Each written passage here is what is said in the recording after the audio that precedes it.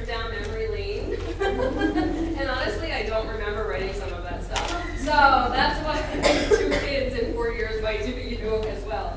But I really, really appreciated it. And I mean, the feeling is mutual.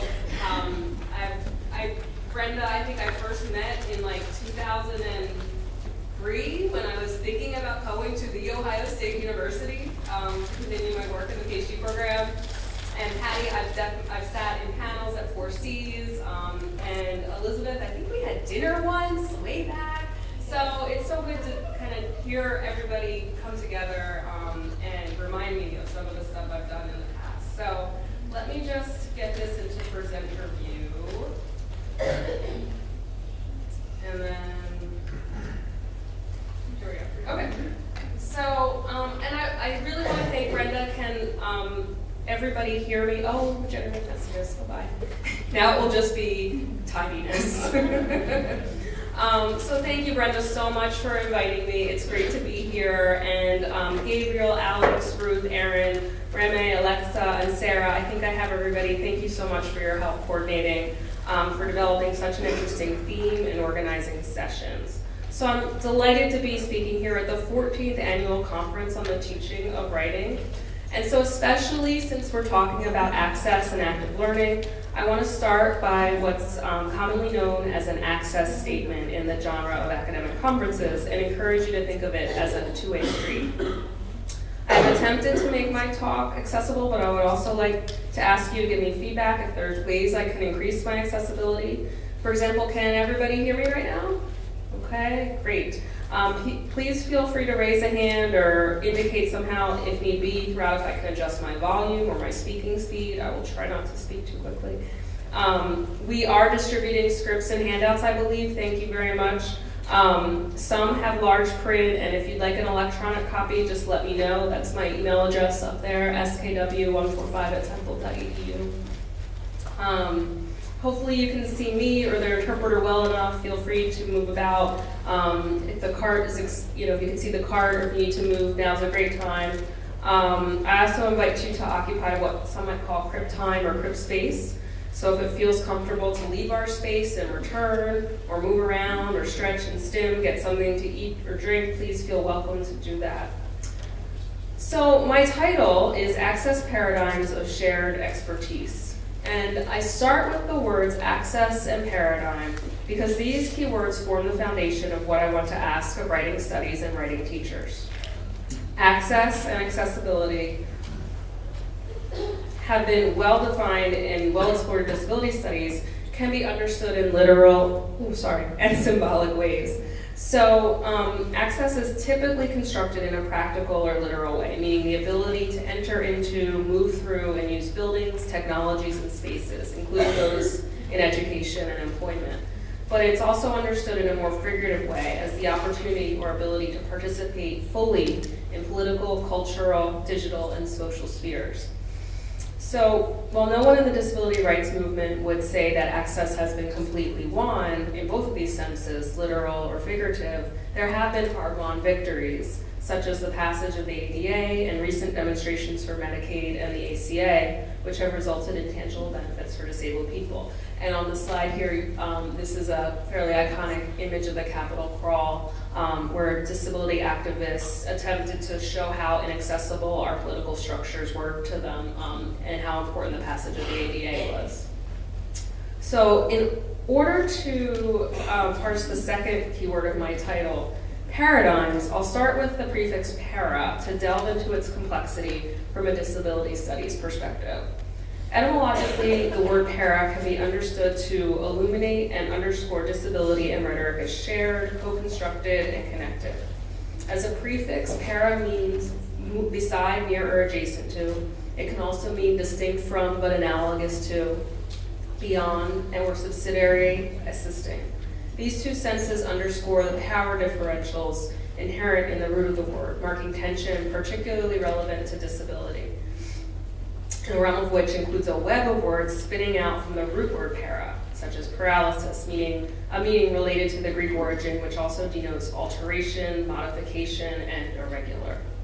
And The senses of para denote disability in its varied ways. The disability experience is often one that happens beside or near other bodies. A paraprofessional, for example, assists a disabled person in school, home, or work. Disability is also situated often in a distinct but analogous relationship to ability. For example, the Paralympic Games for disabled athletes run parallel to the regular Olympics in the same time and place. Disability also denotes modification, one of the most commonly perceived forms of disability. Paralysis, which is iconized in the international symbol of access that's up on the slide here, features a stick-figured person seated in a stylized wheelchair with updates that have sort of a more momentum, movement-based feeling to them. And that represents modified access for many, but not all, consider the irregular or disordered function of not being able to walk. So these senses of para, beside and beyond, separate but analogous, modified and irregular, highlight the complexity and contradiction of the disability experience as it exists in relation to a mainstream culture and built environment made for able bodies and minds, and the attendant political, cultural, and social exclusions, and sometimes reluctant accommodations involved therein. So a paradigm is, as we most of us know, a typical example or pattern of something, a model. We might think of ancient Roman rhetorician Quintilian's model of the good man speaking well as the paradigm of the model rhetorician. But as our esteemed colleague Brenda Brueggemann has pointed out, the good man speaking well model is not easily accessible for non-normative speakers, particularly deaf communicators for whom signing is the preferred method of delivery. Some would say that this observation necessitates a paradigm shift in how we think about rhetoric and writing. For example, how might writing teachers support a more diverse range of thinkers, learners, communicators, and students? By paradigm shift, we usually mean a change in the thinking or a new approach to an existing problem. However, there's a secondary definition of paradigm that is less well known, which concerns a set of linguistic terms that form mutually exclusive choices in particular syntactic roles. This meaning refers to the rules that govern our language and our language use. For example, one would typically say a paper or her paper, but not a her paper. This mutual exclusivity is indicative of our rules for style and usage and demonstrates the value placed on standardization and normalization in language.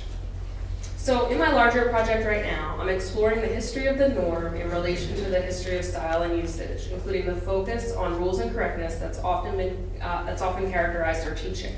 Scholars in disability studies, notably Leonard Davis, have shown what we now know as the norm is not a concept that has always existed, but arrived with industrialization and with a set of practices and discourses that are linked to 18th and 19th century notions of nationality, race, gender, criminality, sexual orientation, and so on. So the word normal, as we now know it, meaning not deviating from a common type or standard, only really entered the English language around 1840 to 1860. For Davis, the concept of the norm, one that saturates current everyday life, is not a timeless concept, but one that arises in a particular historical moment, a part of a notion of progress, of industrialization, and of the ideological consolidation of the power of the bourgeoisie. So from this perspective, the history and theory of style, including the reduction of style to correctness and related pursuits, can be seen as intricately related to the particular historical moment in which the concept of normalcy developed. Robert Connors, characterizing the period of post-war consolidation, composition, and rhetoric, about 1865 to 1910, writes that to fully understand how rhetoric in this period contrasts with classical rhetoric, it's important to understand that the idea of teaching grammatical or mechanical correctness on the college level does not go farther back than 1870. It's no coincidence that the pursuit of grammatical and mechanical correctness evolved not long after the introduction of the concept of normalcy. The student in the classical and pre-normed era of writing and rhetoric was assumed to be able to handle grammar and to write correctly. However, as the concept of the norm began to pervade everyday life, measuring and benchmarking bodies and minds in all aspects, so too did it become necessary to regulate, norm, and enforce writing and composition. Writing and writing instruction changed to accommodate and enforce this normalcy.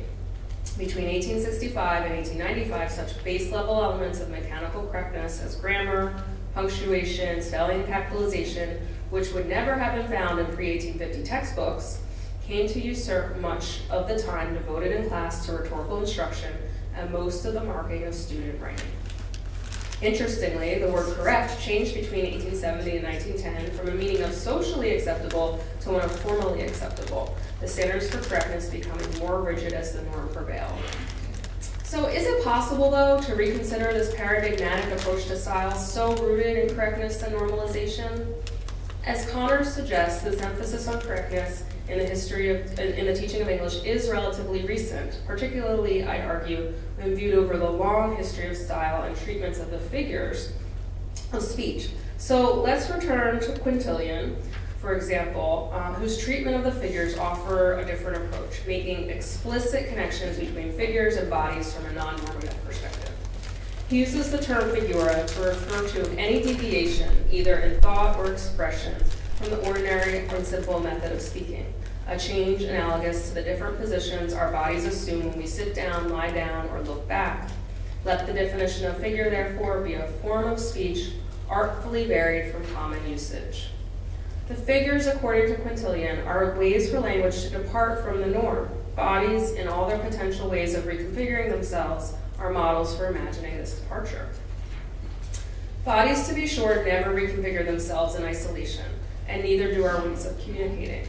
Our investigation into the roots of the prefix para reminds us this, underscoring the connections, tensions, and parallels that accompany meaning-making and knowledge production in all of our embodied rhetorical figures and forms. An example of a figure that employs the prefix para, parataxis, illustrates the way we might bring disability and style together perfectly. In Splitting the Rock of Special Education, Flowers of Language and Disability Studies, education scholar Phil Smith explores how style and figures, the flowers of rhetoric, can intervene in how we think about disability. And the image here shows his first page of that chapter in a very sort of almost concrete poem-esque type of approach with a lot of symbols, a lot of space, seemingly fragments and broken off sentences, and a quote as well. So Smith is interested, I think, in demonstrating how, as Charles Bernstein puts it, style and form are as ideological as content and interpretation. He draws on Stacey Doris's observation that by reinventing syntax, opposing and questioning grammar, we open language and thereby society to new organizational alternatives. Smith puts these theories into rhetorical action by using the rhetorical figure of parataxics. And this is what he says, or writes. This writing that I am doing here is a writing about writing kind of doing. It is a writing about writing kind of doing, which is a good kind of writing doing. It is a kind of writing doing that changes the kind of writing doing that some writers do. Other writers do not. I think it is important to do the kind of writing that I have been writing about doing in order to see what that kind of writing might be doing. This kind of writing doing is a kind of doing. It is not a done thing, it is a doing. So it is a kind of writing doing that you do, but it is not a kind of writing that is a done thing. It is only doing, only just doing, never done. Smith explains that the one thing to say about this way of writing is that it is parataxic. He instructs his readers to look up the word in the dictionary while he waits. There, he says, you're back. It's a good word and a good thing. So I did look up parataxics, and it can be defined as the rhetorical term in which phrases and clauses are placed after each other independently, without coordinating or subordinating them, or without using conjunctions.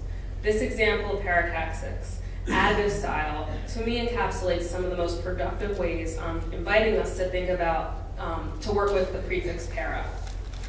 Smith's focus on good things and good words brings style and argument beside and adjacent to one another in his answer to the question of how can disability studies in education contribute to current issues and debates about language and the representation of disability. I'm drawn to this way of writing because he emphasizes the doing that writing does. It's metacognitive and performative. It's in tune with our pedagogy's emphasis on process in a way that acknowledges not everybody writes the same way. Excuse me, it's getting over a cold.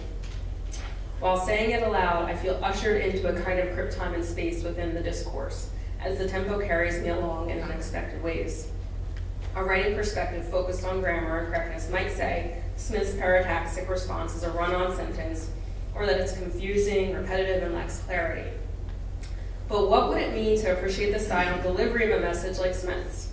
Might we embrace a larger understanding of what Quintilian's good man speaking well is if we understand writing and writing instruction as good people doing good things with good words? I'm going to take a drink before I lose my voice completely.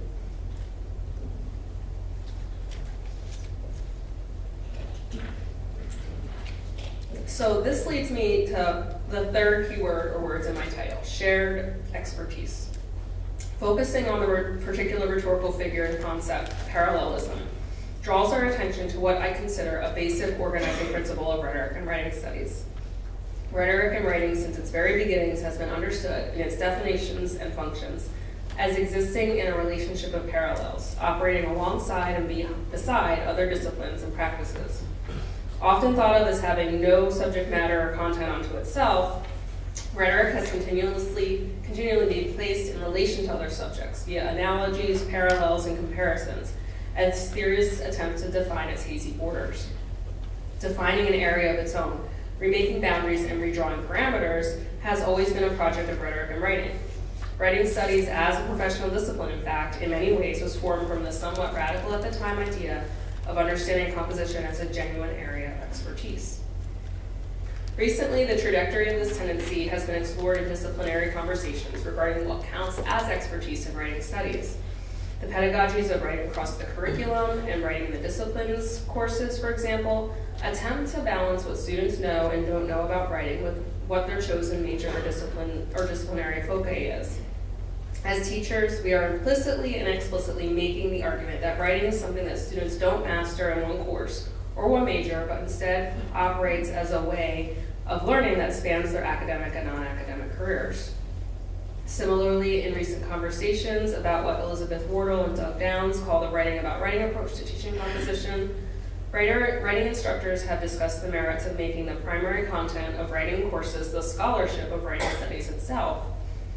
Rhetoric and composition scholar Jenny Rice, while not taking on an explicit disability studies perspective, asks important questions about our definitions of expertise in terms related to key questions in disability studies.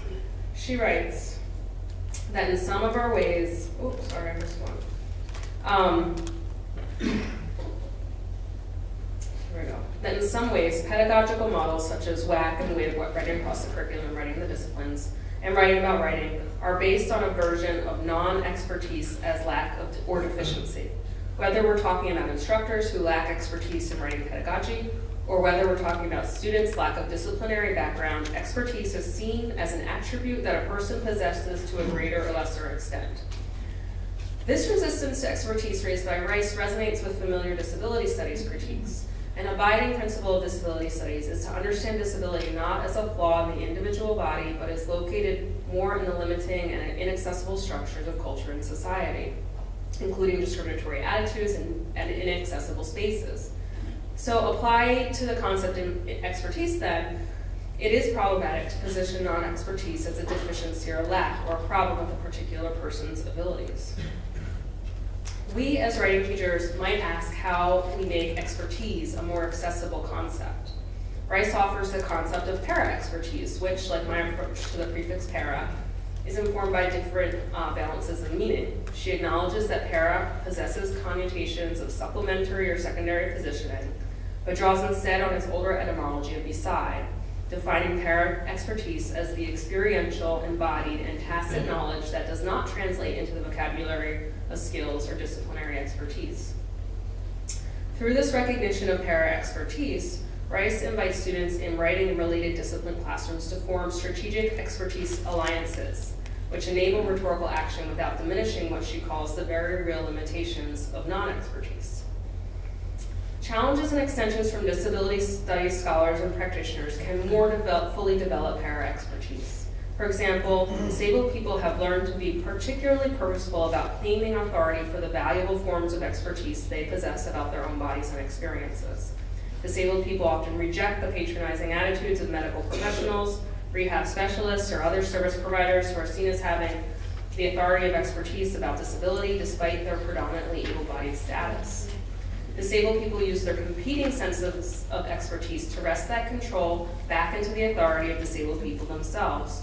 The disability rights slogan, "Nothing about us without us," can be seen to operationalize this perspective, functioning as a direct call to include the expertise of disabled people in anything involved with disability.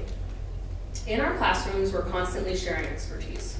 From teacher to student, student to teacher, and student to student, there are many ways that expertise flows and connections form.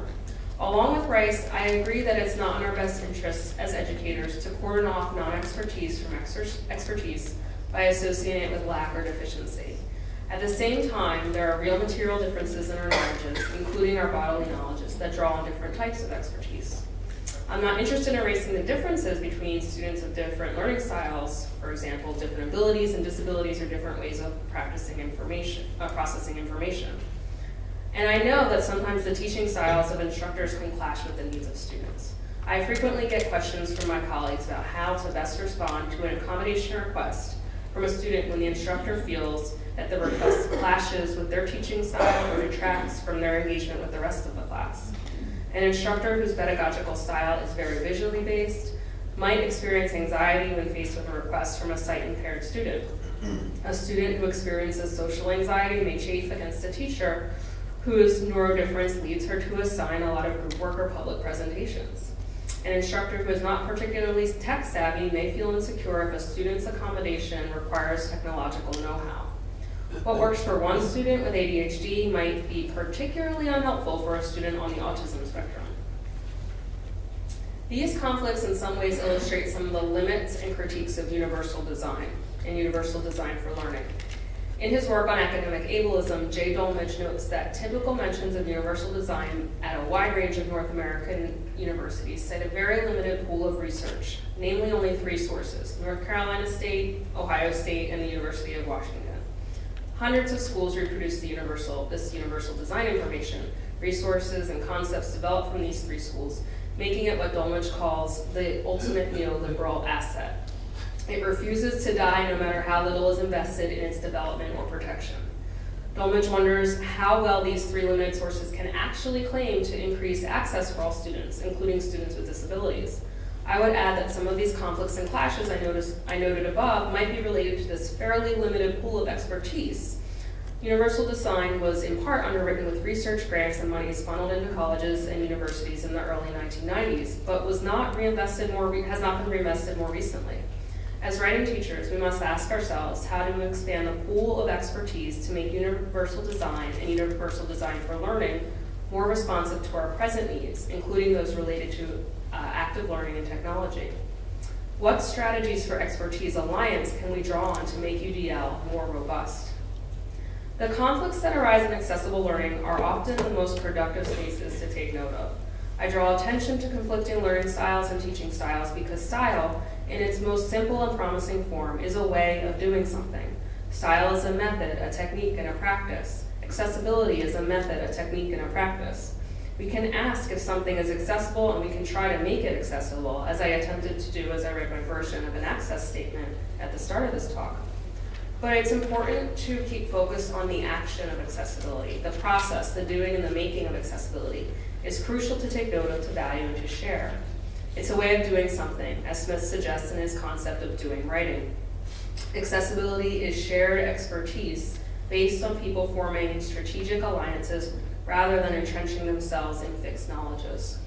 With that in mind, I'd like us all to take part in a quick thought experiment and active learning exercise that I think should help us get a better handle on how we share expertise as teachers, students, writers, and users, and what new paradigms we might start moving towards. So as I prepare for my comments for today, I look forward to sessions focused on community writing, active and inclusive invention and learning, historically Black colleges and universities and universal design, storytelling, engaging with the wider university. I found myself interested in what I might learn about technological literacy and Twitter as a reflective tool. This morning, we all took part in collaborative learning exercises as we listened and engaged with each other's ideas about collage and first-year writing. So I'm hoping to make a space for enlarging that engagement beyond the typical Q&A session that often follows a keynote and build on some of the excellent diverse formats of engagement offered today: panels, roundtables, group presentations, posters, and workshops. So what I'd like to invite you to do is to think for a moment about how you might describe your own expertise. Since this might be a somewhat vague and open-ended request, I have a kind of prompt that should help direct you if need be. So, the thought experiment part of this exercise means going back in time. Let's take a minute to consider our position as attendees of the 14th Annual Conference on the Teaching of Writing. I'd like us to take a moment to think about what it might have been like at the first annual conference of the Teaching and Writing in 2005 with some of the dramatic changes that were coming our way back then.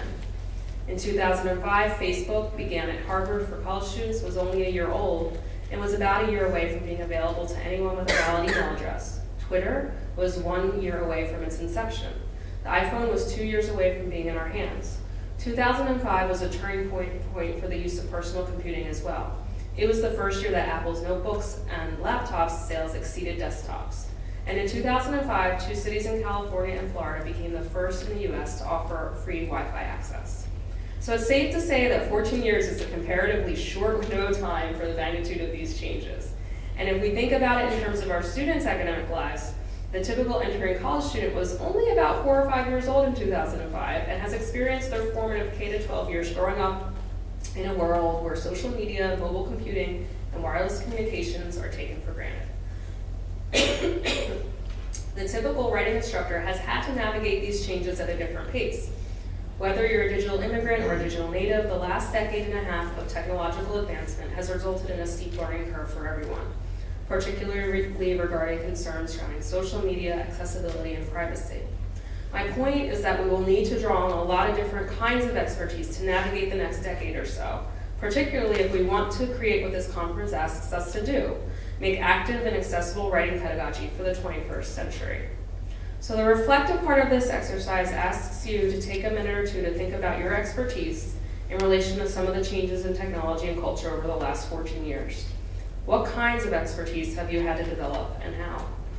The active part then asks you to turn to the person next to you or move about the room and find somebody and take a few minutes to talk, write, sketch out, as Patty might invite us to do, sign and share some notes or communicate however you're comfortable about the thinking you did about your own expertise. The goal is simply to share and then move towards finding spaces of similarity and difference in each of your areas of expertise, including acknowledging challenges, limitation, and questions. You can always pass or opt out if you're not up for interaction right now, and we all have interaction badges that I think might indicate that. And if you need a partner, I'm available. My hope is that by sharing some ideas about our own expertise, we might put into practice some of the strategic expertise alliances we could seek to develop, such as those that create accessibility, encourage active learning, or reconsider universal design. Or we might just begin to form networks of para-expertise, working alongside and beside each other. So I'd love to close by asking a few pairs, once you're done, to share their discussions of expertise, or if you prefer, please post questions to the larger group. So thank you so much, and let's get started.